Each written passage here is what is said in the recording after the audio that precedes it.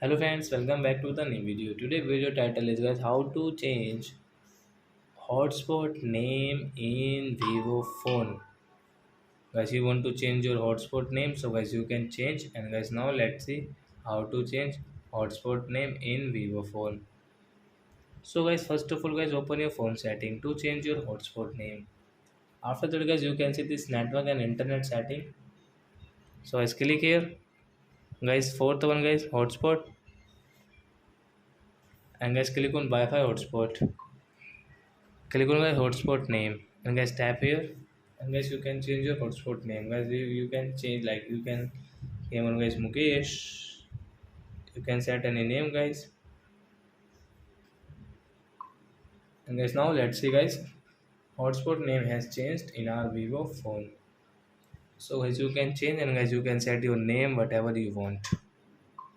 So I hope friends you have understood how to change hotspot name in Vivo phone. So that's it guys, thanks for watching my video. Now we will meet the next video with new topic. Before going, please go and like my video, subscribe my channel. Bye bye friends.